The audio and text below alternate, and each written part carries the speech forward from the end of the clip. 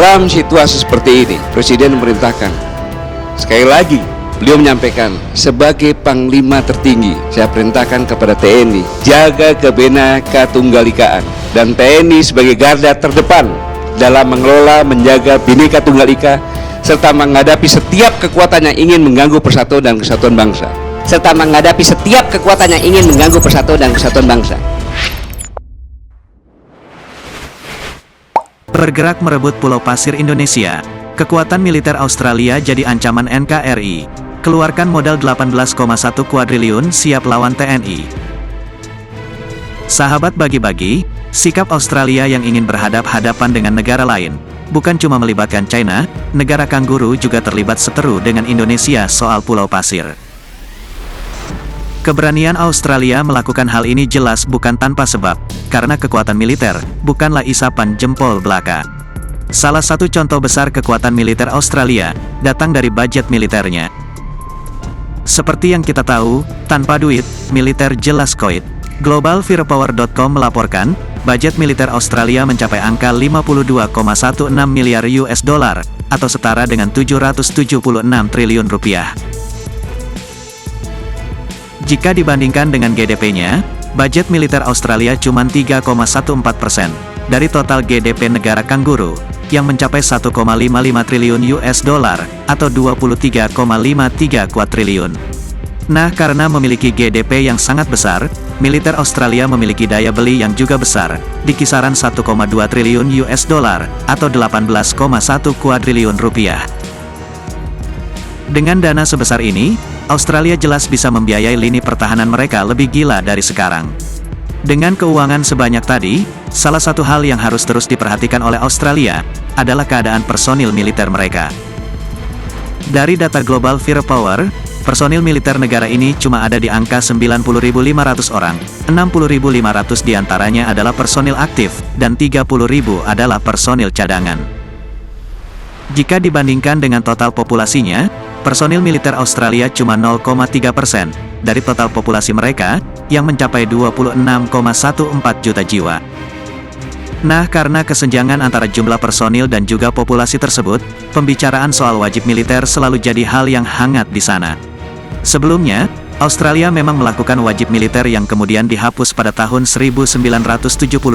Menanggapi isu tersebut, rakyat Australia jelas ada yang pro dan ada juga yang kontra.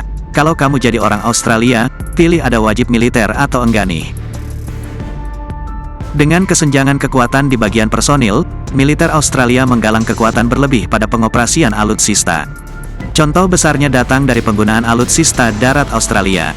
Dari data armforce.io, Australia memiliki alutsista darat berupa 59 tank, 1.798 kendaraan lapis baja, dan 235 penembak artileri.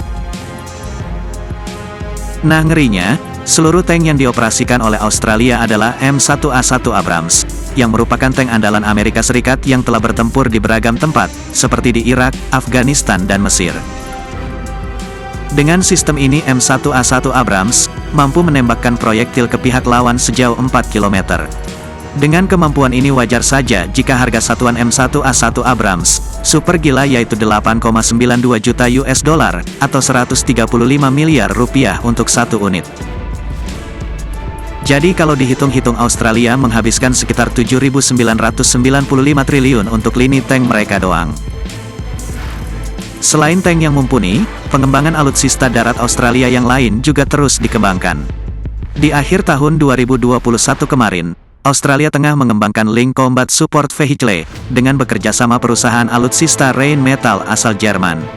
Dari desainnya, Link yang jadi kendaraan pendukung yang bukan cuma bisa menembak tapi juga memiliki kemampuan lain, mulai dari membersihkan medan dengan moncong ekskavator, hingga memindahkan benda dengan katrol.